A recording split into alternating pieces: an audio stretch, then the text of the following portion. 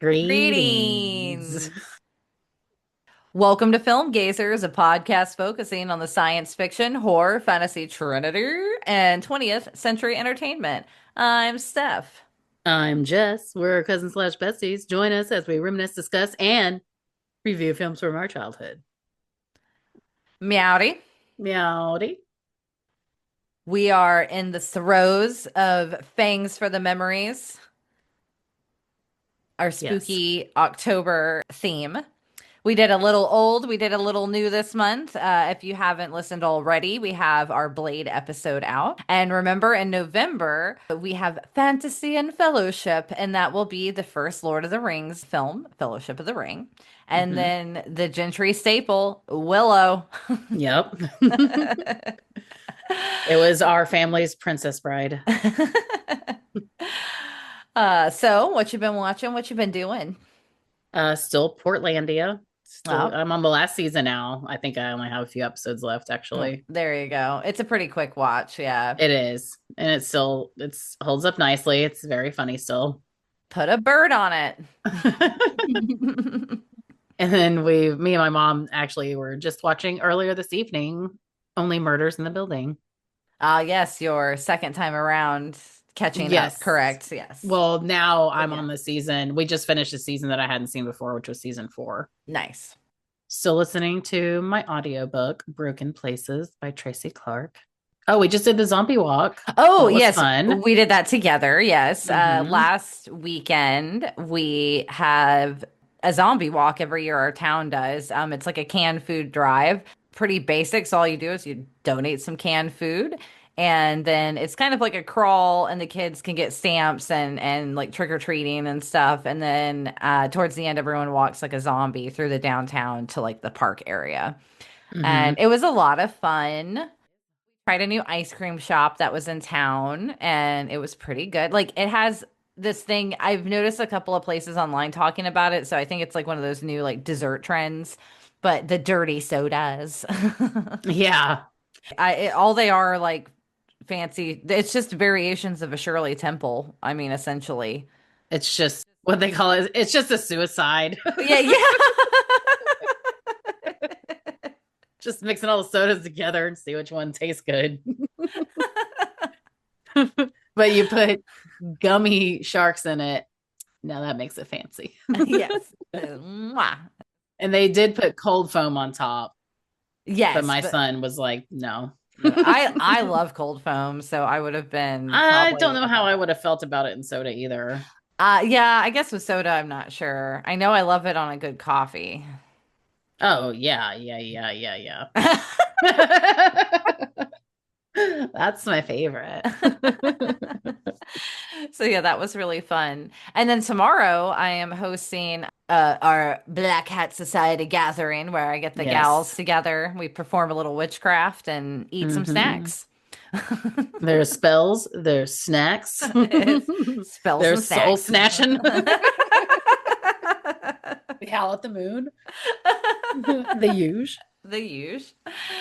Uh, yeah, we've been watching a lot of like scary movies for this season, obviously. I finally watched Heretic. I can see why you had, Heretic. yeah, the one with Hugh Grant, and you had told me, you're like, Oh, oh, yes, yes, yes. and you told me, oh, I think you'll like the ending. I was a little like, the ending, I could see why you would think I would like it because everyone essentially dies, and usually I'm okay All with about that. that. Yeah, usually I'm okay with that. And that didn't even bother me. It was just kind of boring. hmm Like I was expecting something a little more creep factor from Hugh Grant. Like it kind of just felt like he was Hugh Grant, like a religious Hugh Grant. Oh, I Like, thought he did creepy well. Like he was, uh, to me, he was unsettling. yeah, a little bit, but I don't know. I mean, the first time I was in that little room, I would have grabbed something and popped it and broke his glasses in half and been already, I don't know. Like he just didn't seem that intimidating. Yeah. But these are like little girls that don't, That's true. The little are taught to Mormons. like, oh, we have Yeah. to submit to men and blah, blah, blah. Yeah. But I know. So it was like a frustrating watch because at one point, because I'm just like, why would you do that? Don't trust anyone. Like, you even say that woman has to be with you, but you went in there without seeing the woman. Like, ah. Yeah. And just this philosophical bullshit. And then in the end, like, I just didn't like the overall theme of kind of where he's like, it's power, blah, blah, and I'm in charge. And then the ladies that he had, I don't know, it got a little weird. But like, That's why I was like, if it was like supernatural, I would have been more on board. yeah, I felt like I would have been. But then it's like all still trickery and stuff. I'm like, okay, this guy's just weird. Yeah, hey, this guy's just a fucking weirdo. It's like he's trying to put on a production for like somebody. For like weird religious people that he thinks I don't know Yeah. like and that my question is I'm like this is like supposed to be a fairly small town, right? Like I don't know. I'm just like how has he been getting away with this with like These women. yeah, like where was he getting the other women from? Or was it other religions and to where nothing kind of overlapped enough to where no one noticed? Like I was just like, it was fine. I probably would never watch it again, but Yeah. I gave it a shot. Yeah. I gave it a shot. Then we also watched this one called He Never Left. That sounds familiar. Yeah, it was like an indie film. It looked cool by like the cover, like the bad guy looks creepy, but also it really suffered. It's like they're really trying to like build home the characters a little bit with what's going on. And it sounds like, oh, they're in a hotel. This guy is like on the run, kind of, or on the lam, because he like murdered his boss by like running him over or something. He's like an ex-con, shit went down and he made a mistake. Kind of like he didn't like maliciously murder this guy, Hmm. but he's hiding out and his like little girlfriend was kind of helping him. And then next to his room what it sounds like a woman being murdered basically, and he's like, well, I can't call the cops because the cops are looking for me for murder. It's like, Right. so it was like a good premise, but it just still kind of fell flat. Like honestly, similar to the movie we've watched tonight, even Sinners, it's these movies where they're giving you like quite a bit of backstory to really try to make you closer to the characters. But overall, I'm like, I want a scary movie. Like, I feel like I'm just watching dramas and not a horror film. Like the Yeah. horror is very minuscule. It's not really the forefront, if you kind of look back to the film. So You're it like, was is this horror? Or is this more suspense? yeah, yeah. Or like, what do they used to call that? They used to call it like psychological thriller. Yeah, they had psychological thriller, and then there's just thriller, yeah, or suspense. Like, yeah, usually they kind of combine them sometimes. And I mean, obviously genres are ever expanding and things cross genres. But yeah, so He Never Left. It was fine. Like I said, for an independent film, it was still really done really well. So I'll give them that for sure. For another crap film that we watched was called The Pyramid. And you know me, I love my Egyptian stuff. So I You're was like, like, ooh, pyramid. yeah, I'm like, ooh, pyramid horror movie, like awesome. And it was really bad, but I loved it. Like, like it's only like probably a 2 star. I mean, a lot of people only gave it like 1.5, I think. Like it was not liked, but it was like a wannabe found footage, but it wasn't filmed entirely found footage. So it kind of like breaks up that vibe. But they go into a pyramid, like one that's never been found. And it turns out that it's basically like Anubis's, like, the guy who's like the god for the underworld kind of with the Oh, Egyptian. right. Yeah, Okay. yeah. Who he's the one who like weighs your heart and from like the Book of the Dead or Oh whatever my to see God, I like forgot about that. yeah, yeah. See, it all comes flooding back to you because Yeah, it that's does. that's how cool it is. But it goes a little too hard though on that kind of exposition of where they're like, oh, explaining to you Egyptian like philosophical lore and history and stuff like throughout it. But they have like Sphinx cats that are like Mm. attacking them and stuff. So that was kind of cool. Yeah. Or were they real or were they like CG? No, they were supposed to. They were probably CG'd. It was all pretty badly CG'd in a lot of the Oh, okay, stuff, okay. but it's supposed to be like, yeah, the Sphinxes have lived on through this pyramid through millennia because they've been eating their young, like basically, and then only let so many live, and then they Mm. cannibalize each other, kind of. But and of course, it's just them. Of course they get trapped in the pyramid. People get hurt. They have to find their way out. Like very, basic setup, but it felt like something you like a creature feature you would watch on Sci-Fi Channel. Hmm. like so, but it was like the good enough kind where it was funny enough. Like I laughed like during a couple of scenes, like so. It was an enjoyable watch. Like I probably wouldn't watch it again either, but I still enjoyed the time that I did. You're like, I liked it better than Heretic. Yeah, no, I genuinely did. I enjoyed my time better watching The Pyramid than I did Heretic. And Well, that had way that. better acting. Yeah, like Heretic was like actual like top tier a little bit. And The Pyramid had like, oh my gosh, this one guy, I can't remember what he was in now, but he was the only one I recognized. And then I've also watched a few of the Netflix documentaries. The newest one I did was the BTK killer one or Okay. BTK. Yeah, My Father, the BTK killer. I don't know. Yeah. These Netflix docs are starting to get weird and kind of cringy now. Like it's just, I feel like they're just past they've moved past the point. Like now it's, or how I say I like my true crime, but I don't want it to be like too much of like a spectacle. Like, Yeah. like it still needs to be kind of like uh, Classy. yeah, you have to do it in a correct way, in my opinion. Respectful Yeah. way. Yeah. And now, granted, this is from obviously someone who was the daughter of the serial killer. Hmm. But even she's talking about how like her career is basically entwined, from what her father does, because she's like written books and stuff. But I mean, it does try to say of how she's trying to help people and victims, families, things like that, So, but I just thought from the documentary stance, it just felt kind of sort of bare bones basics like Wikipedia of what Yeah. everyone kind of knows he's done. I thought it was going to have just way more from her side. It still didn't really feel like it did.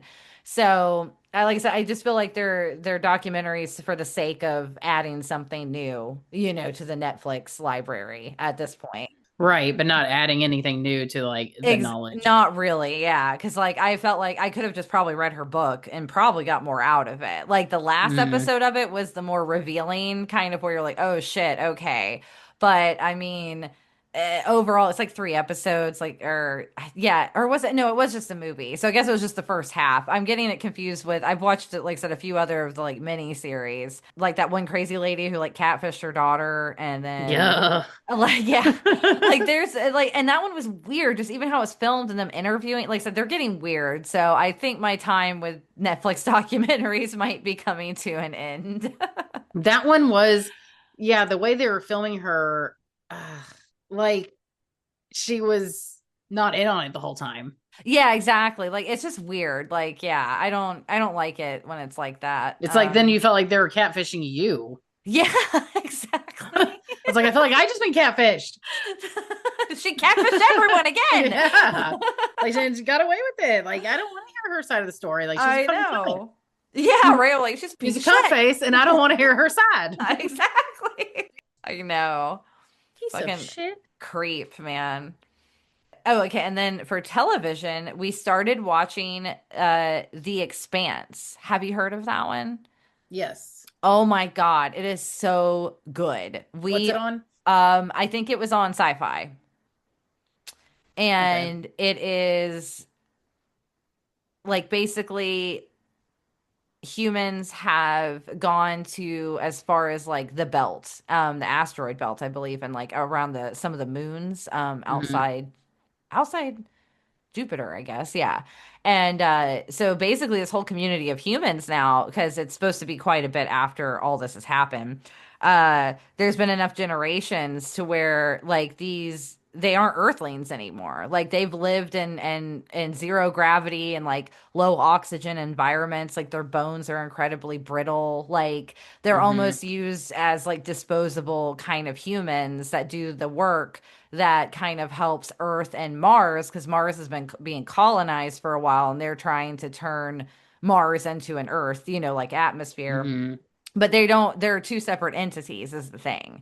But they both get like water and resources that come from all of the asteroids and the things and the people that they call the belters or whatever from those regions. So it's like there's all, the political side of stuff and, they're in space. And then of course you get introduced to the like main little group of characters you're gonna meet. And guess who is one of the major characters? Ew. The guy who is in Deep Blue Sea. Which one? The main Which guy? guy, the swimming guy, the shark guy. The shark guy? Yeah. What's his name? I'm trying to pull it up now. Hang on. Because I never remember his name is always my problem. Yeah, it's on the tip of my tongue. Thomas Jane. Yes, That's yes, it. yes. Yeah. He's So in yeah. there? Oh, Yeah. cool. Yeah, I love him. he's almost supposed to be like a noir kind of detective, because it's very Oh, like, okay. you're figuring out this kind of like conspiracy almost of like this terrorists and like these people trying to create a war between the Belters and the Mars and Earth, and like so it's like layered, and we're just on the first season. We the last few nights we've been wanting to watch, we're at the season finale of the first season. And but last night I had to watch Sinners, and then tonight we're recording, and then tomorrow night we have the party. So we're like, no, we gotta wait till Sunday. You're like, damn our social life. I know. I was like, I want to watch the season finale of The Expanse. And I'll be honest, I haven't got into a show like, especially a sci-fi show like this. Like, I mean, Altered Carbon was one that Andrew and I Yeah, loved. The first season was amazing, but first we season was so good. did not enjoy the second. I didn't even watch it. Yeah, it was just real disappointing. And so that one was kind of disappointing. And then before that, I'll be honest, like Battlestar Galactica, like the remake, like that is a tried and true sci-fi television series for me. Hmm. Obviously besides Star Trek, but you know what I mean, the more like modern kind of it's not a franchise. Yeah, so The Expanse is definitely filled the expanse in my heart. Oh, did it?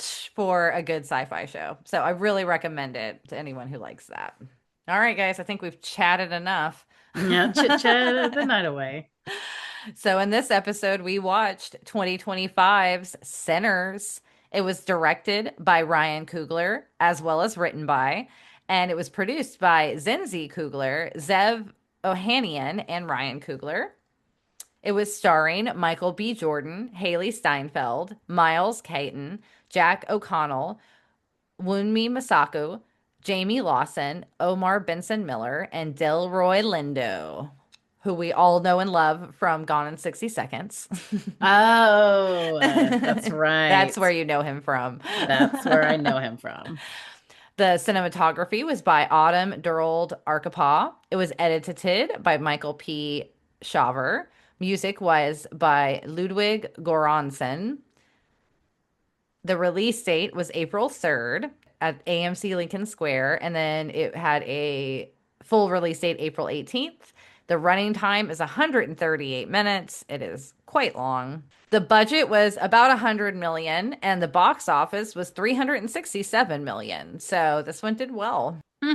All right, on to the fun facts. I found a lot because it's a new movie. Yeah, it's a new movie. It's so crazy when we do some of the newer stuff, and there's just like this plethora of information You're like, there's available. too much. Yeah, there's almost I'm like I have to shorten it somewhat. So so these are the interesting things that I found. So Michael B. Jordan did enlist real life twins as consultants for the film, which were Logan and Noah Miller, who he knew from Northern California. I believe they're also filmmakers as well. So they did consult on the mindset and kind of that bond that twins have. So that's why they were able to do very subtle things, make it seem very natural. Hmm. So Sinners was filmed in Louisiana, despite it supposed to be in Mississippi. It Okay. was in New Orleans, St. Bernard Parish, Bogalusa, Brathwaite, and Donaldsonville. Donaldsonville. That's a Donaldsonville. that feels like a mouthful. So the cinematographer, Autumn Arkapaw, she had read the center script in one day, which for her is supposed to be a very big compliment because she says that she can barely get through some scripts nowadays. Okay, yeah. Apparently, there's a lot of shit written. It's shit written. Written shit. She was also the cinematographer for Black Panther Wakanda Forever. And Oh, okay. yeah, so she was reached out to. He wanted to know her thoughts on it. Quoted as saying, the studio called Ryan and asked a question about large format later, when this is fully when she's like involved. And he said maybe we should explore a large format because he had watched The Hateful Eight, the Mm. Quentin Tarantino film, and he really liked, like that look. And so she said we did a test shoot out in the desert in Lancaster where we explored IMAX, a 65 millimeter 15 perforation film frame, as well as a 5 perf 65 millimeter. And that was when he was mentioning the Hateful Eight and everything. And so they did some tests from The Hateful Eight and 2001 Space Odyssey, and then also some other footage that was set up, which projected in the 70 millimeter. And when the director had went close and looked at it, he was like, "This is what I've been missing," and that's when they knew that was it. That's how it was going to be filmed. Mm. So it seems like the cinematographer and him worked very closely together in a previous film as well, and so they have that understanding of the look that they wanted to go for. So Ruth E. Carter was the costume designer. She's done previously Love and Basketball, Do the Right Thing, Amistad. She did Baps, which I didn't I see that. love. I know I um, watched that somewhat recently. yes, the Coming to America sequel, Nice. Being Mary and Jane, as well as the both of the Black Panther films. Nice. She won an Academy Award for that. So Hmm. she knows her shit. And so she really thought also, I mean, the costumes were great in this, because Oh yeah. she put in a lot of thought of like these people, they at this time, they're sharecroppers and things of the like. So they are making a little money of their own. So she was Hmm. like, some of them maybe could afford to buy fabric to make their own clothes. But a lot of them would still be relying on hand-me-downs and, like thrifted secondhand Hmm. kind of stuff from other people. And so she told all of the people like on her team that they couldn't do any alterations to any of the costumes. However they Mm. fit was kind of how they fit. So if something was too big, it stays big. If something was too long, then just have them roll the cuffs up because that's what they would have done. Like they wouldn't Hmm. have been, doing any costly alterations. Like, so I thought that was very cool that they kept it like that kind of, like that idea, like who all thought it out that well. Yeah. And then if you notice too, Smoke and Stack had kind of different colors about them. Hmm. Stack, he had, The red. mhm. And she made sure he was the sharper kind of one. He had the 1920s cut suit. He made sure like there was the three little buttons down front and it had all these little details and everything because it's his character as well. He's supposed to be the more self-conscious, like kind of Showy. yeah, showy but self-conscious and the almost like he is like the younger of the twins because Yeah. they do talk about how Smoke was the one who Took stood care up of for him. him and Yeah. yeah. And so with Smoke, they made it he's less conscious of like kind of what he's wearing. He doesn't do a tie. He represents a little more of the everyman. His suit was a little more boxy, not as fitted. And he had the blue hat, and it was also made of denim. So that kind of gave it to a little to like workwear, and things like that Mm. to give him that kind of vibe. And she said the color juxtaposition was Ryan's idea, the director. Nice. Yeah. And it was partially inspired by his relationship with his uncle. Hmm. He had a late Uncle James, who did pass away from terminal cancer when he was in post production for Creed at the time. But the memories he has of him is his uncle would get off work and he would just listen to old blues records and drink Old Taylor whiskey. And he's quoted as saying, and I would just sit there with my uncle, who was the oldest man I knew, listening to stories about Mississippi and to talk to him about life in baseball. So ever since his passing, he was like, I still listen to blues and everything, but it would kind of bring up, all these memories. And so he started realizing that he had a newfound perspective of like every time he listens to blues, he conjures his uncle. So Hmm. that's also kind of, having to do with a lot of the Mm. music and Okay. everything and, like with your ancestors. And so I thought that was cool. Hmm. And he's also quoted as saying that at first he thought this movie was going to be just a small genre film, and the more he was, learning and getting into it, and he was like, "No, I want this to actually be massive because for it to feel right and do it justice." he was stated as saying, "You're talking to somebody who went back to the continent of Africa to connect with his ancestors with the two Black Panther Mm. films that he did." He was like, "But I skipped over the American South."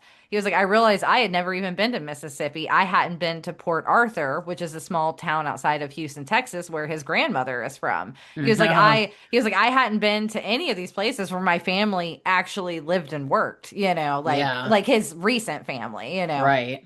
Not his ancestors, but his Yeah, like his yeah, his direct family. descendants. Yeah. So that is why there is so much of that theme of ancestors and family, both past and present and future. Hmm. So I thought that was really nice that he was able to take an idea like this and form it that way. That was Yeah. very cool of him because apparently he's from the Bay Area, and he did find out that like his family had left the South during the what they had called like the Great Migration, Yeah. when a lot of the Black communities were left the South. And so yeah, so he had never basically been back here, kind of. So I thought that was interesting. His wife is also his producing partner. She's Zinzi Kugler. And they enlisted Dr. Yvonne Chirot as a consultant for all of the hoodoo and everything that was mentioned because they wanted it done in the right way. As you can tell, it's really respectful. It's nothing like, Hmm. what you see in, Over the top or yeah, like crazy, like Madame LeBeau, like, oh, it's a hexing and cursing. And, it's, as she was stated before, it's mostly about healing. It's hmm. kind of about healing themselves and protecting. That's Right. about protection a lot of the time. Right. Wunmi Masako shared details about the dance sequence. That wasn't in the original script, apparently. So she was quoted as saying, "I got a script 2 days before the read through, had the past and future ancestors in the scene, and I got chills because it was an extra detail that I was like, man, that's kind of genius." So she's like, so when we got through the read through, it was very powerful. And it was also the first time they were hearing Miles sing for the first time. Hmm.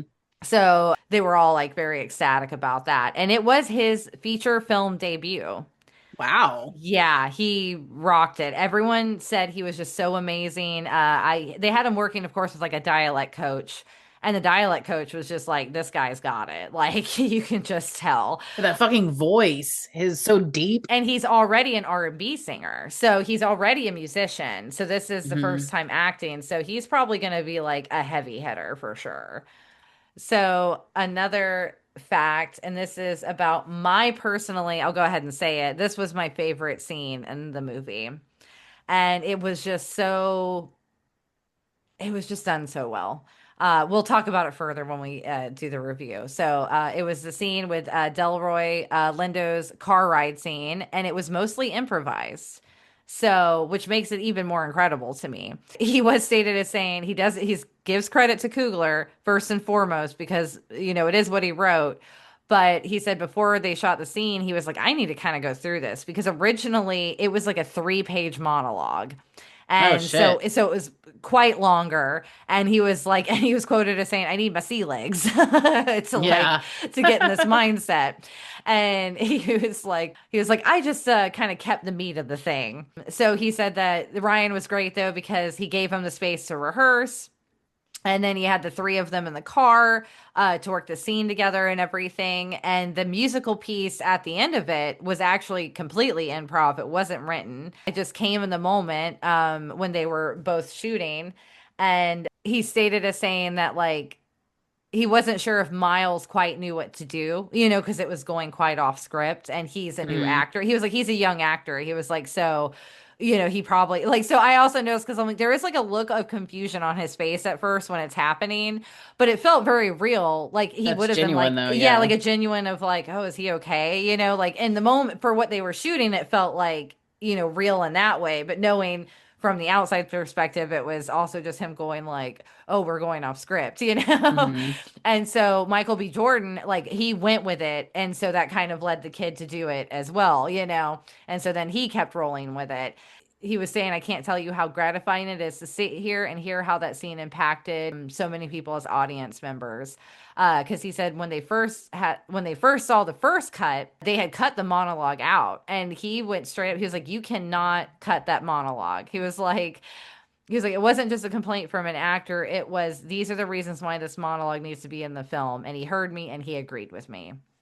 Yeah, I totally agree. That was my favorite part too, or like the Was it? most Yeah. impactful part. Yes. Like it was, Like I immediately got emotional. Like it's like you instantly could just feel. yes. Like he was able to display it in such a way. And then like how the scene was shot, just with being on that road and the car being like an open space like that, but yet Mhm, there's still so the shot was so kind of closed in.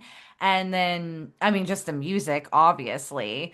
And mhm. then when they did that audio bit with him like hearing what was happening, like, kind of like the memory of what he Yeah, experienced like playing in the background, to where, and for me a lot of times that can be like a sensory overload as well, when like different audios playing, like my brain can't differentiate sometimes between it. yeah, So it kind of like hit me like pretty hard too, because I'm like, oh my God, like it felt kind of overwhelming for a second too. Like you were feeling that overwhelming emotion that right. he was also getting. To me, it was like as soon as he started slapping his hand on the car, and Hmm. he's like, "Woo!" And then it was just, I don't know. You can just feel like that's what they put into the music. Yeah, exactly. Like that's where the blues comes from. Yeah, Yeah, yeah. it was just like in that moment, you're like, I can feel it. Yes, and it was just done so well. Yeah, it They was very impactful. all were great in that scene. Yeah, it definitely was my favorite scene.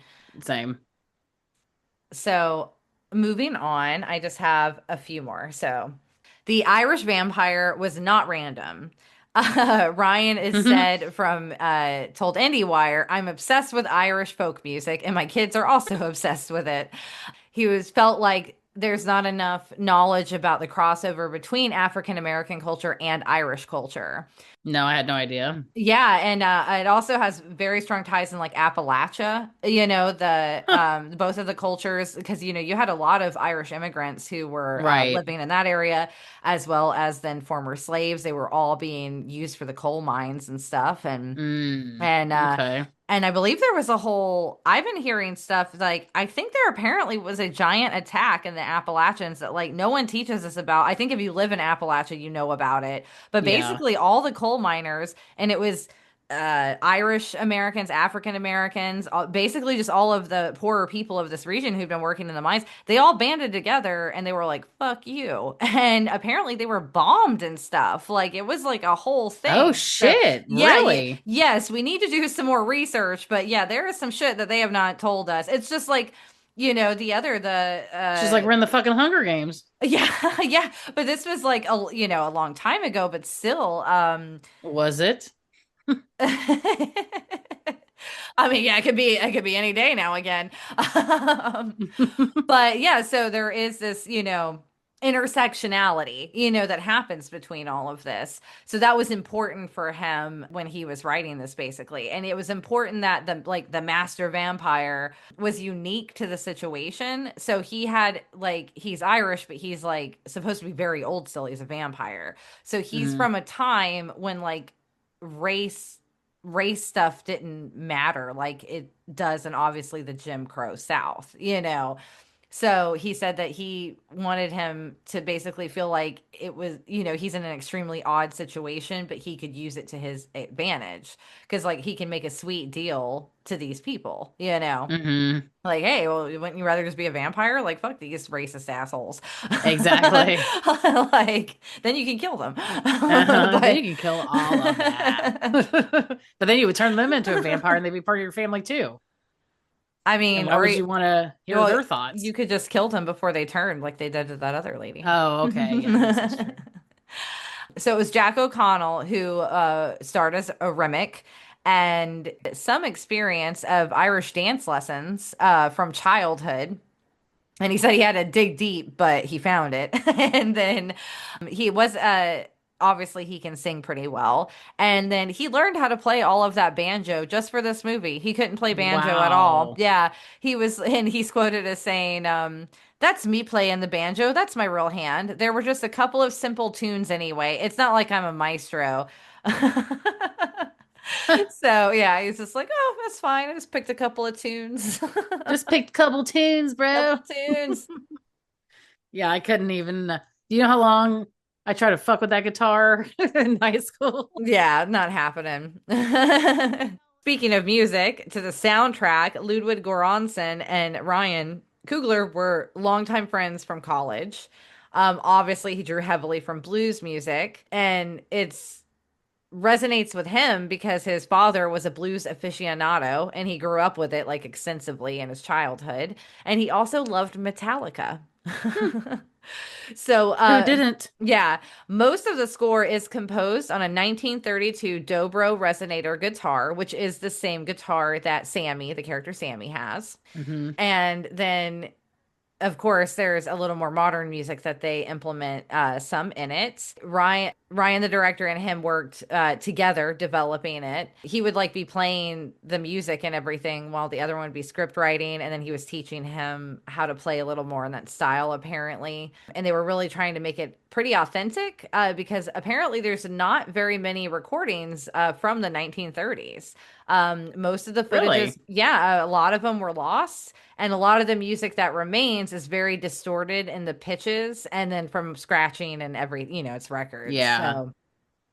So yeah, he did, I think, get a hold of a few and had shared them together. So it really helped them kind of at least stay true to that style. And most of those recordings were captured live on stage. So they were like, you could feel the energy, from those records Hmm. because it was a live recording during that time. Jerry Cantrell from Alice in Chains worked on the one song Moonlight, On in the Moonlight. And then Rod Wave, who is a popular modern singer, worked on the song Centers. And then the actress who played Mary's character, Haley Steinfeld, she's also a musician. And Hmm. she did another one of the songs, I think it was called Dangerous. Hmm. Yeah. Yeah. So I mean, I there, knew she was a musician. She's got a good yeah. voice. Yeah. So very musically inclined. And then obviously, as I Us. mentioned, the young actor was already a musician as well. So, but there's all the fun facts, guys. So with that, Jess is gonna take it away with the You Googled Summer. Trying to leave their troubled lives behind, twin brothers return to Mississippi hometown to start again, only to discover that an even greater evil is waiting to welcome them back. It's Irish folklore.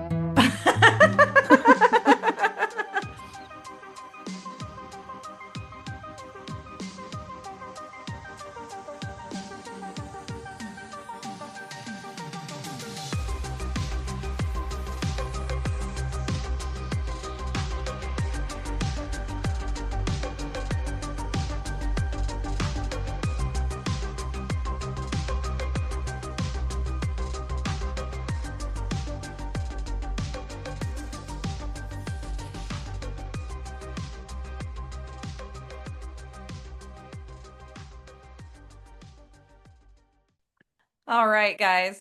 So we obviously have no memories of this film because it came out this year. So it is a first time watch. So instead, I'm going to ask, what were your expectations? What did you already know going in? I didn't know a whole lot because I didn't watch anything on purpose. Same. I think I had remembered seeing like the one, it was like a teaser trailer that came out early, like in the year. And I was like, oh, that looks cool. And then I made sure not to read anything else about it. Mhm, right.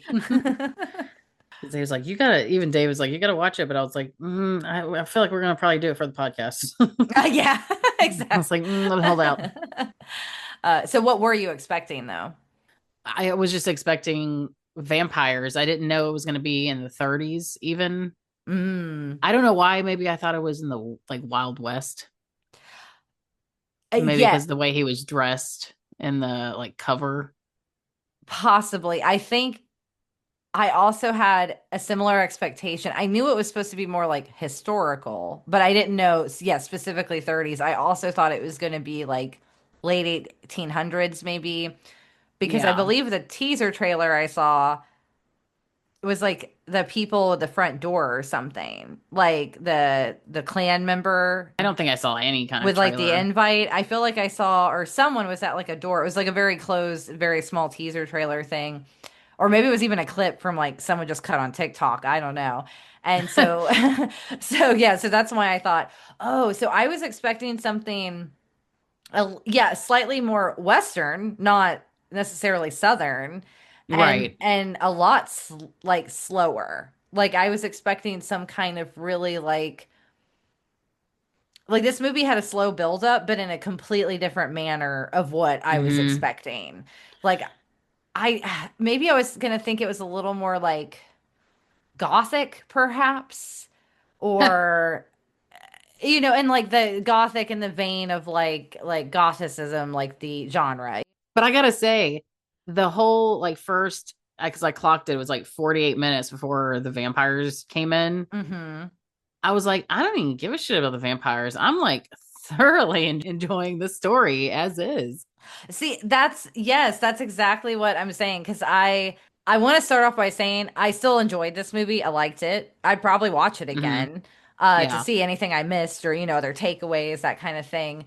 So as I was watching the first half, I even because I was like, man, we're almost like an hour into it and I haven't seen one vampire. Like, how are the vampires even involved in this? Yeah, Like, yeah, right. because the first half is so it's a drama. Like it is a full Yeah. blown, like well done drama. Like that's what I felt like this film was from the get-go.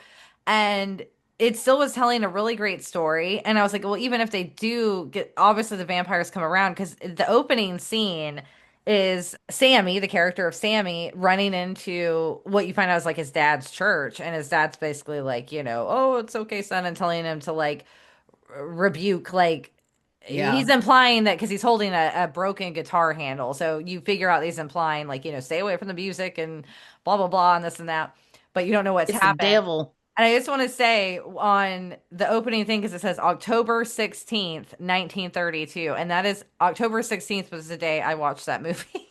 Yesterday, you're like, So I whoa. was like, holy shit, that's today. That's crazy. I watched it on October 15th. I know, just like, and I know it, just not even knowing that. I was like, what? Like, okay, vampires. I see you. I know you're watching me. Like, take But me yeah, away. I know. Yeah, because I have to say, in this one, it's kind of a sweet deal. I might have joined too. But yeah, so we get that opening scene though, and yeah, like I said, and then it's just a straight up just a drama, like a Southern, period piece drama. Hmm. And Michael B. Jordan gives an amazing performance, like just straight away with both characters. Like, Oh, and first off, I thought it was so cool that they were the SmokeStack twins. yes, I loved that. I was like, Smoke and Stack is like fucking epic. yeah, very cool. Yeah, and he played it so well. I really thought at first, because I don't know if it was just my TV, but it was like a little dark. But I thought it was two different characters at first. I didn't think he was playing both characters. Yeah, and then I was like, oh yeah, it is him Yeah. playing the Well, twins. I think Okay, he cool. I he think it was like in the barn when he was like, "Are y'all twins?" And he was like, "Nah, we're cousins." oh yeah. Yeah, And I yeah, was like, yeah, yeah. "Oh, they're not supposed to be twins?" The sarcasm was lost on It you. was totally lost on me. That's hilarious. Uh, yeah, so they open up the film though. We get the twins introduction, and it's implied basically that they've been out of town for a while and Chicago, and apparently they've been around the world. I'm getting the feeling that they must have fought in World War I Yes, as right. They were well. soldiers, Yeah, they were soldiers. or at So, least Smoke was. They had been together because they did everything together. It seemed like. yes, yeah. So I'm assuming it was both of them. And I believe in the end when he has the trunk out, I think it had like two helmets in it. So I think that was like their war trunk. Okay. Maybe, yeah. I could be wrong though. But yeah, so you get a lot of these impressions building up on that. Just beautiful shots, apparently of Louisiana, but they You're were right. beautiful nonetheless. I just feel like he really, for him to have not have lived or grown up in the South, I think the shots he captured really capture the essence of the Gulf Coast kind of South area, which is where we're from. Hmm. And it like does have the sense of like when you watch stuff like that, like for me, like, and you probably feel like, oh, that's home. Hmm. like it's what you're used to seeing. Yeah, right. So it's cool that like he captured and the cinematographer did a great job as well. Yeah, showing the world how beautiful, but while at the same time all of this awful shit that was happening, Yeah, right. So Especially Mississippi, man. exactly, yeah. So, and that's what you get. The full on beginning is like you said, it's not a horror movie at all in the beginning. Like I was kind of wondering, where is this going? Mhm. Like I said, I wasn't that I was not enjoying it or I didn't dislike it. I was just not what I was expecting. It wasn't what I was expecting. Like I said, I didn't even care. I was enjoying it. Yeah, yeah, it really took you into the moment. And especially when they opened up their juke joint and him and Mary and that whole scene, I was like, ugh, my heart. Yeah. Yes, and then we have the other twin. They see their respective women, basically, Yeah, exactly. and And that storyline is also heartbreaking. heartbreaking. You find out that they had lost their baby had passed away. And she does work in hoodoo basically, and tells him that like because he's like, why couldn't your roots have worked on our baby? She's like, I don't know why, but I know it works on you because he always Hmm. wears his mojo bag around his neck, and she kind of accounts that for why him and the brother have been safe this whole time. So basically, and they had met up obviously with their little cousin Sammy, who comes into play and is going to be helping them get this juke joint. And he's a musician. That's when they also pick up Delroy Lindo's character. He's supposed to be just an old drunk at this point, washed up kind of blues singer that just does his steady gigs so he can get his basic corn liquor Yeah, and be drink on his all way. those horrible memories away that you later discover of what he has. When I first watched the film last night, I was a little like, as I'm watching it, and then it starts switching it up. You finally, like I said, get the vampire about what, 40, almost an hour into it, Hmm. basically. And then it's not within the realm of where we've been set up so far with the cast of characters over there. This is something completely different. He runs up to these people. You can see he's kind of melting in the sun, but the people don't pay attention enough, I Oh, guess. was the sun coming up? It looked like it was dark to me. Well, no, the sun, I'm sorry, not coming up. The sun was up and he was running from the Native Americans and he was banging on their door. And remember being like, oh, if you'll let me in. Oh, And because they had been torturing okay. him, I think, or maybe trying to kill him or something. Yeah. And he was able to get away. And then he uses their own racism against them because he can see their fucking clan hood like Yeah, hanging yeah, yeah, up. yeah. And so he like calls them engines or whatever, and then Hmm. saying blah blah blah. They took my wife and this and that, and so of course they let him in. And then the Native Americans show up that he wasn't lying. There were Native Americans, but you find out. I mean, they know he's a vampire basically, Right. and they even tell the woman like, you don't want to let this guy in there. Of course, she's not going to listen. And then the sun. I'm sorry, and that's the sun is setting, and that's when they're like, well, we're dipping the fuck out. Yeah, right. And then sure enough, she goes back into the house, and then Vampire Boys already got her husband. And That part that's was super creepy. it was like, and that's what in this part I was like, oh, cool. Like now we're gonna get more of the vampire stuff. So this is when I started getting a little more excited. Excited. Yeah. Yeah. And it was still in the same vein as what we've been watching for the past hour. And then after that is when it starts switching up. And now, after reading all these notes and hearing a lot of the backstory and the things from the director, it almost makes more sense to me because it felt like two different films almost from the first half Hmm. to the second half. And it was at the basically in the beginning with the juke joint, the dance, because I didn't even mind all the music that was being previously in it. It was more natural and in the moment. But then they do this very intricate dance number. I didn't even mind the fact of having the ancestors all surrounding them in the way that they did. Like it was kind of cool, like they didn't make them like holograms or look Yeah. ghostly, like it was No, like that this was fine. I just felt like it was a little too long. it was a little much. Like it was a Yeah. little too much for me. And you know me with the blending of modern music with like in the old, like it's just like a Knight's Tale where it's like kind of rubs me the wrong way sometimes. Yeah. And Um then I was like, he's like, how long can he sing this song? Yeah, it was a very extended scene. I mean, like again, it was very well done, but it was just at that point where I was like, okay, like, ooh, where are we going with this movie? Because like It was I this movie was understand. 2 hours and 18 minutes long. That was 18 minutes long. Ah, so that Was yeah, that scene? that's that No, scene. I Yeah. don't know for I sure. I I'm I just saying would it felt know. like I was it. saying that would completely make sense. Like, because Yeah, it it did feel would like it was totally. like probably 15 minutes at least. Yeah. It had to have been. Yeah, it was a Um, really long scene. Now they do mention again, it is kind of converted into the fact of with the music. And then, oh, and we did forget to mention that in the very beginning, it talks about basically how all these different cultures have a various kind of musician, who basically can help everyone get over things and Yeah. bring unity and community and the like, and they could be leaders. But they say with the good, it also brings in the bad, Hmm. So they It are kind of, attracts the bad. yeah, it attracts the bad. So they are implying that. So I get it. Again, though, it's just this movie was it was like a genre mashup. It's like musical, and you got the vampires, Hmm. and then it's a lot of drama, historical kind of drama.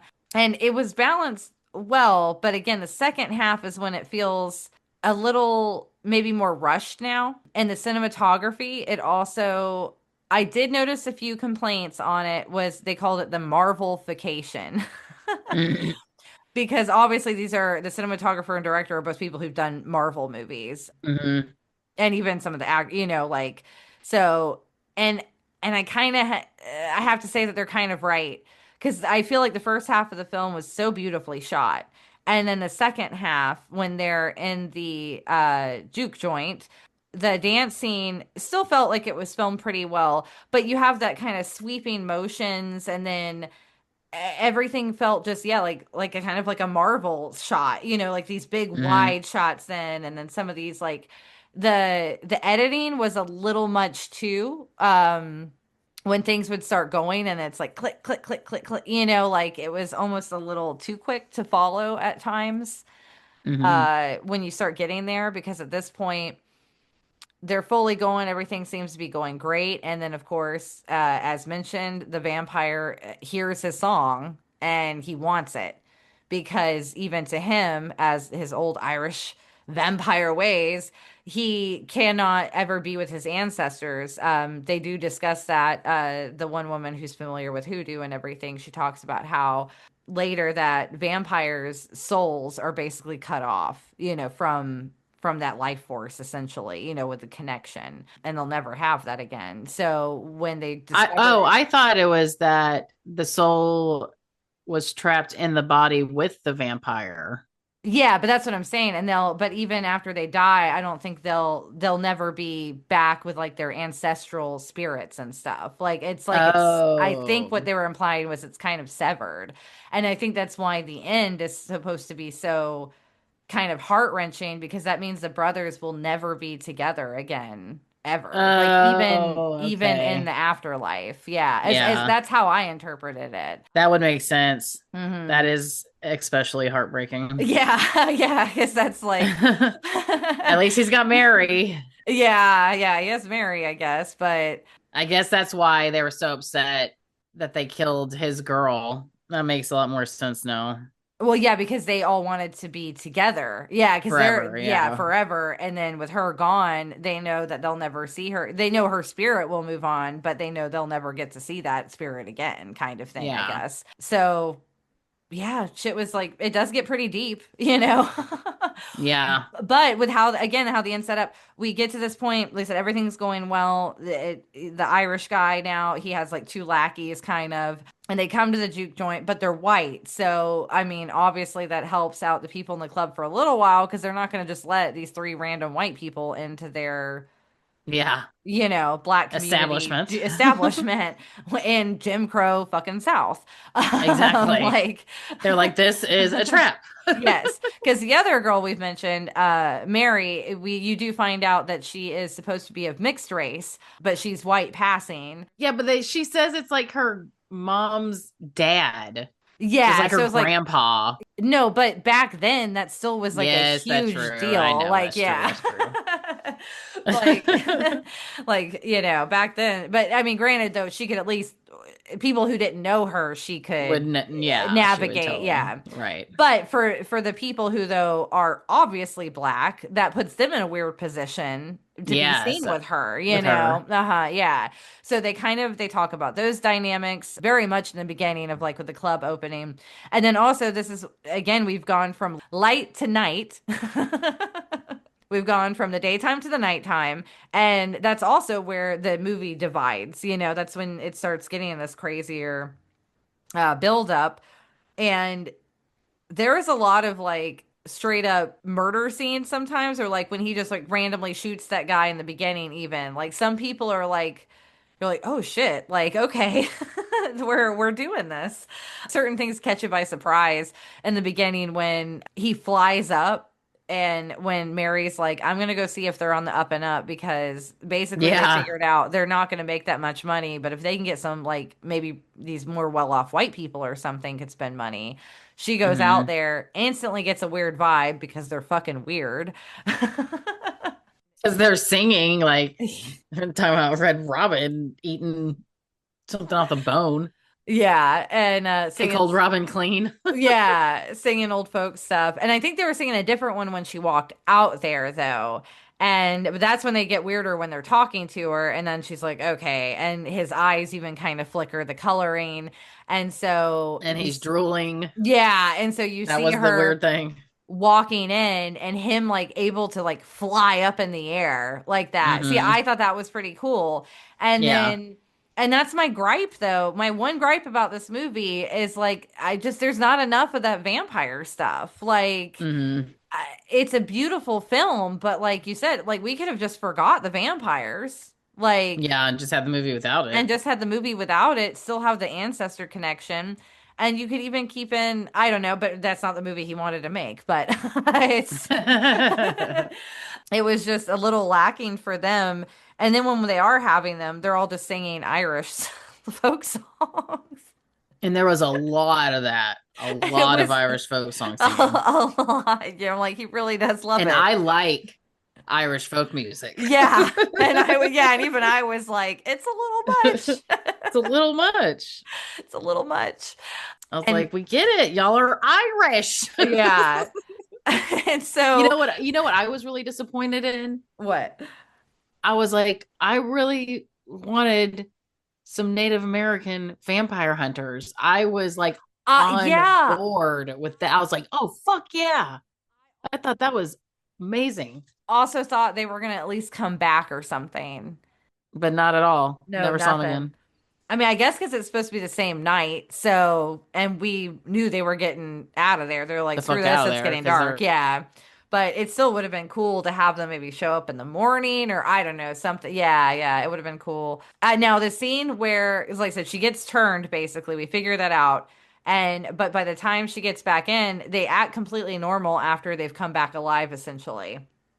mm-hmm. And so she's able to get her respective twin alone in a room. And this is when a bunch is going on at once. The one door guy leaves to go to the bathroom. So now they're starting to be able to pick like some people off because they know they're weird. They didn't let them in because they kept asking to be invited in.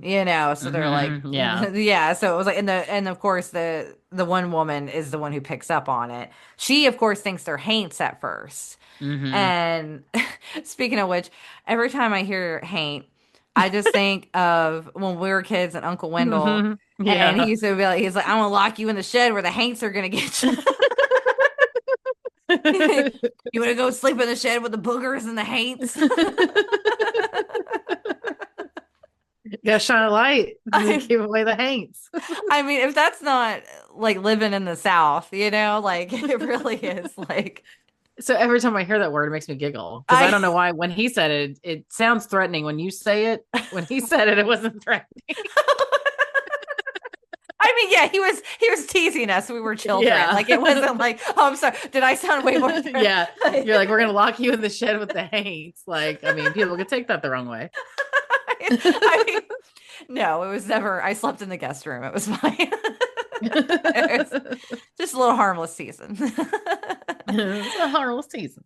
That's what I think of every time.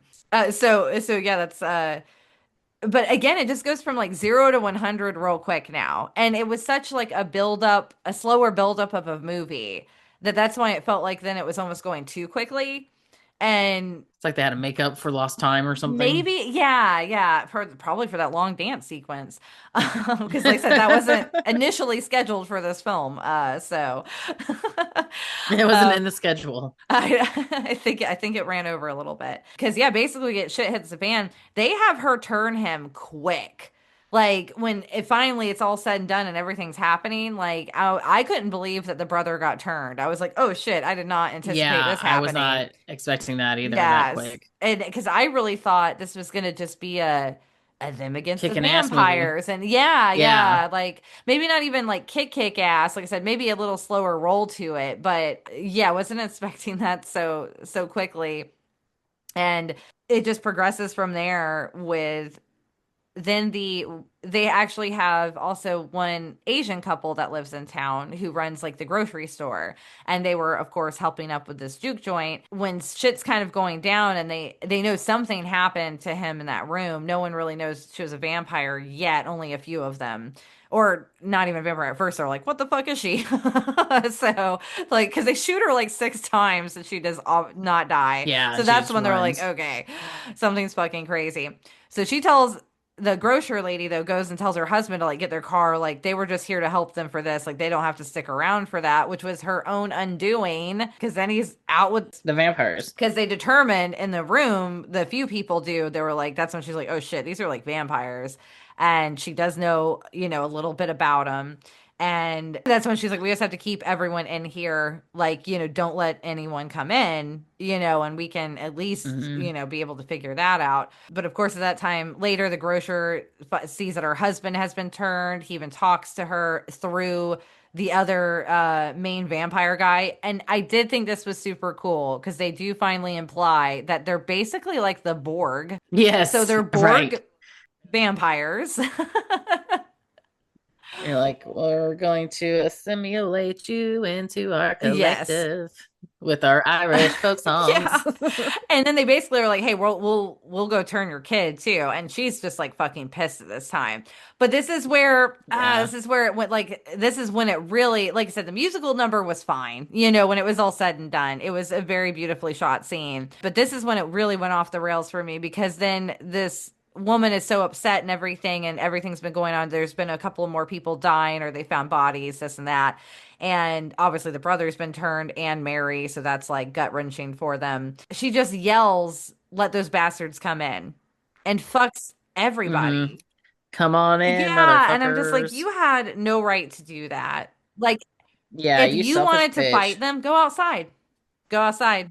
They wouldn't Yeah, let but her. I mean, still, it just really, because then you're just fucked. And then they have like the scene where they're all kind of lined up to fight the vampires. But this, And all that for her to kill one yeah. one And then one also, of I'm them. just like, but this, up until this point so far, this hasn't been that kind of movie.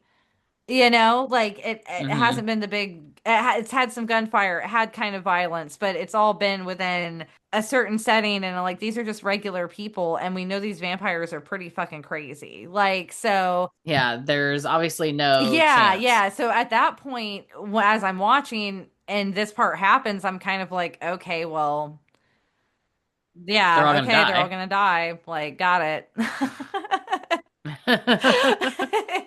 It's like 300. You Yeah. just know nobody's coming out of this alive. Yeah, so that was when I kind of started getting taken out of it, and I was disappointed that it took me out of it that much. Because then it felt like there was kind of what was going to happen, and for the most part you do. The only thing is when the brothers are fighting, basically they do cut away. So that's even I was like, well, they didn't show him kill him, so even at that point, I thought I was That's like, true. to me, if you don't see it, then yeah, I was like, okay, something's up with that. So that kind of gives it away in my opinion, because as obviously later they reveal that he did let him live with the promise that they would let little Sammy, just fucking live his life and leave him alone. Like, don't try to turn him. Like, don't try to do. My thing is about that though is I felt like that was kind of a cop out ending. Yeah, A. a little. Yeah, I felt so too. B, I was like, okay, so if they have that much self control, Were they gonna just be like, oh hey, okay, never mind, Sammy, we'll just leave you alone. See Well, ya. what it was because he did kill the master one, the one who turned them. So that means they have I free will think it means now. they have more autonomy because before they were all connected and all those other vampires died. They got burnt up by the sun or they were stabbed in the heart and stuff. And then he was murdered in the end too. Oh, so they're not part of the Yeah, collective so I think anymore. they're just the two, him. They wanted to make their own Yeah, collective. maybe because at this point, I guess just technically him and Mary are collective amongst themselves, I guess. But also it was because the main vampire, he was desperate for Sammy because of Sammy's abilities. Like that was the whole point, Yeah. was that was why he wanted Sammy. So I guess both of them, because like they said, you're like sharing the soul with the vampire kind of, or whatever. I don't know, however they still explained it. Mhm.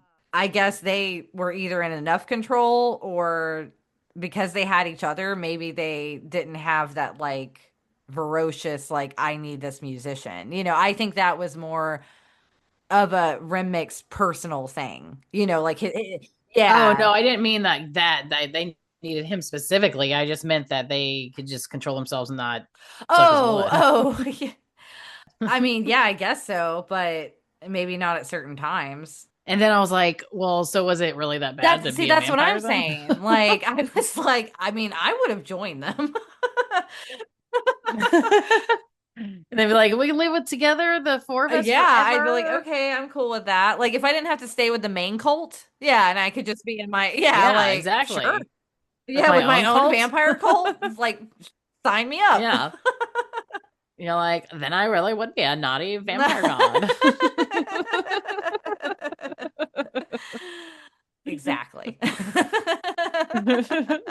I did love the 90s look that Michael B. Jordan was wearing at the end. Yes. I like the Well, it's supposed sweater. to be in the 80s, I think. It said Oh, 92. I 92. thought it said 82. Okay, okay, Yeah. cool. Yeah, because I was like, how old is Sammy supposed to be? Because basically it takes you full circle back to that opening scene because Sammy gets away, like they make him get away, and he shows up at the church and his father is telling him basically to rebuke like his gifts, kind of with the music and everything. And he decides not to because yeah, you see him, it's supposed to be in the future, and then Yeah, I like that scene when he's driving away in the car and he's like, nope. yeah. Nope, fuck Yeah. it. Oh, and one thing we failed to mention, just during when all the vampires are trying to turn them, we do discover that one clan couple, turns out that the son is like or the boy is the son of the guy who sold them the mill. And they even Hmm. tell the guy, like, they're two black men who are buying property from a white man. And during that time, obviously You you don't couldn't do that trust, in yeah, you couldn't trust Mississippi. these white guys.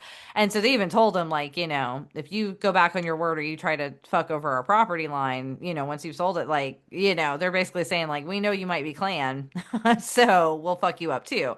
And they reveal later, because he's part of the little vampire collective, that he's like, no, they're coming to kill you basically tomorrow. Like, that was the plan all along. So this Hmm. is all discovered during this vampire stuff. So Sammy got away. And then, yeah, because everyone's probably like, well, what happened to the other twin who's not a vampire? Well, he stayed, and that's when he gets out his little World War I chest and he fucks up some Klansmen. I know, it was very It satisfying to was watch. very satisfying to watch. Especially when the old fat fuck is like, oh, I'll give you money. And he just like pops another like Hmm. 12 shots in him. You're like, yeah. Because he was like, you're still fucking Yeah. here? I'm trying to have a moment with my wife. I know. He's like, I'm trying to hold my baby And he's like, shut the fuck up. through the veil. That look on his face. He was like, "You still fucking I here?" know. Yeah. So at least Through the yeah, veil. yeah, I just heard you say through that. the veil. So at least he got some kind of happy ending. But this is also it's just incredibly sad because Smoke is the one who he lost his son, he lost his brother, or daughter. I can't remember if they said what their child was, Yeah, but yeah, it was a baby. baby. His His wife, wife. yeah, but at least he gets to still be with them. He's going to be part of that. Like every time Sammy plays, they're going to be part of the people that he, can almost conjure, like through that and stuff. Yeah. And so then you realize how the younger brother is missing out, because at first when I had saw it, I was like, I feel like it should have been the other way around, like maybe the older, no, I say older, you know what I mean, the more protective, Yeah. like, yeah, Smoke. Smoke, maybe he should have been the one to be turned, because then it could be like, oh, I can't protect you anymore, like because he's the vampire, and he's actually the enemy maybe. But after, like I said, after it was all said and Yeah, done, but that would be even I more tragic. know. Yeah, that's true. That would be way too Leave it to tragic. me looking for more tragedy. Yeah, yeah. You're like, it's not cruel Not enough. cruel enough. I didn't cry, so I needed it to be more sad, guys. No. Yeah, like step it up next time. I was like, no, I got a little teary eyed in some spots. Yeah, like I said, the Delroy Lindo scene really hit Hmm. me real hard. And then Yeah. I will say, I really wish the second half of the film kind of carried that same kind of vibe and speed of the first half. The music juxtaposition was interesting. Like, I wasn't against it. I thought it had the composition and all the actual music itself was great. Like I'll Yeah. listen to it. I'll Yeah. probably make sure I have the soundtrack on Spotify later, like it was cool. But yeah, just all together, like, I mean, it's definitely, I would highly recommend watching it so you can form your own opinion and get what you want to get out of it. Hmm. Like, it's definitely one of those films. It got rave reviews for a reason. Maybe it was a little overhyped as a horror movie, like in my opinion. Yeah. Like, it's It's to me, it's a horror movie. Like I Am Legend is a horror movie. yeah, or from even like Hereditary. Like, I feel like that was more of a psychological, like kind of Right. thing. And then they threw in the little cult at the end. Oh, it's horror, like. But I mean, I guess vampire movies aren't necessarily horror movies, Like Blade, I don't know if that's really horror. It's more of vampire action. So, Interview with a Vampire. yeah, yeah. That's Not really horror. yeah, very much more drama as well. Hmm. So, but yeah, so it was definitely different, like 5 stars for really breaking through some genres and just doing what they wanted and doing it well. But yeah, that would be my biggest gripe, was just that second half, and then like I said, more of the action scenes and everything. I will agree with some of the critics who are like, it's a little too Marvel, like Hmm. I wasn't expecting that for as how well and cool the first half was, and different from what a Marvel film would be in terms of that Hmm. stylization. It felt like they went more towards the stylization of that point in the more climactic part, which I guess that maybe they're trying to up the ante and the energy, but I felt like the energy could have kind of stayed lower because of the nature and pacing of the film in the beginning half. Yeah, like the tone of the whole Hmm. theme throughout. Yeah. Yeah, I was expecting, yeah, something much more slower, maybe, yeah, like maybe more psychological, like in a different kind of way. Like, I thought the vampires would be taunting them more. Like there'd be a little more of like that kind of stuff maybe going on with them being fearful, like inside of places, or maybe it was like I thought maybe the whole town. Like I thought it was gonna maybe go outside of the juke joint and it never did. So that was kind of unexpected as well. Yeah, that it stayed there the whole entire time. Yeah. But yeah, so that was Sinners. We enjoyed it, and I probably will watch it again Hmm. to pick up any pick up any, yeah, we'll pick up any pieces I may have not Left seen. Yeah, behind. left behind, didn't see. Yeah, I'll watch it. And I have to say, he looked mighty Oh, fine in he this was movie. incredibly handsome, He was and jacked. and his Those acting, arms, oof. yeah, like I said, add just how well the costumes were on them, and like for both characters. I know you said they were like, if it was too big, leave it big. I was like, no, everything fit him to a Oh yeah. T. Well, I don't know if I mentioned this in the fun fact, because there was a lot of kind of, like I said, this was a very big selection of facts, so you could find quite a bit. I believe she did say though, because they came from Chicago, so she did say that they would have had more tailored suits, in her opinion, because Yeah. they were having more money. So again, a lot of thought was put into like little details like that, which was very cool. So did you have any like bigger gripes either? Well, like as I could have done without the vampires, period. Yeah. And if they would have made it more of like, yeah, they came back to Mississippi because they robbed the gangsters, because I liked how they Mention robbed them from that. this side, blaming Hmm. it on that side. Yes, yeah. So I was like, they could have been a really badass gangster movie, like 1930s gangster movie. I mean, you're not wrong. That, yeah, Like the like, Smokestack twins. Like hmm I was like, oof, you that would have gotta, been a cool gangster. sounds like you gotta write some fan fiction. I know. I was like, ooh, I'm Like gonna get on that. get a alternate universe where the vampires never Rennick never comes into town and they just Yeah. do what they're doing. Hmm. But then they still have to deal with like other Yeah, crime like bosses and shit. yeah, and the Klansmen people and like yeah, Yeah. like stuff like that. Like that could have been a drama in and of itself. Like Yeah. I felt he made a very rich tapestry. Like to where yeah, the vampires are almost like who gives a fuck about the vampires? Yeah, because the supernatural aspect could have been the veil, that they can conjure the spirits with his music because he's like the community's Yeah, healer or what whatever. was the word used? Was it I think it was I don't think I wrote it down. gorit or let's see. Oh, a griot. Okay. Or pronounced griot refers to a West African oral historian, storyteller, poet, and musician, not a specific person, just any of those Hmm. kind of things. Yeah. The keeper of the stories. Yes, yes, yeah. Griot is what it was called. And they also, like I Nice. said, mentioned other cultures of their versions, But yeah, and as always, guys, you can find us at Film Gazers on the social medias. We have our TikTok, we have our Discord, and I swear to God, I got another Discord DM from someone in another movie group, so I thought they would be normal, and they are not. The first thing they ask is basically, oh, what can you chat on? And I was like, oh, I'm married. I don't really like DM chat, like that. And then they're like, I'm just trying to help you. Send me a picture, dear.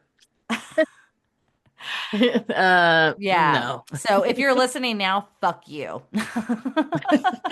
I blocked your ass because if you call me baby girl, dear, honey, sweetie, any fucking name, and I don't know you, you are gonna get an insta block. You're like, even if I do know you, you wouldn't call me that. I know. But if you're not a total weirdo, you can interact with us on social media and we will respond in comments, but not in direct weirdo DM messages. And remember, next month it is our, oh my gosh, I forgot the name already. Fantasy and Fellowship. Make sure you stick around for that. We'll try to have our little audiograms coming out. Jessica has been killing it in them. And you have Thank you. you Thank you. have to release the Rock and Roll High School one this I know I weekend. have it all scheduled on the Oh, buffer. there you go. There you go. All right, guys, time to hit the dusted trail. Until next time. Later, Later, taters. taters.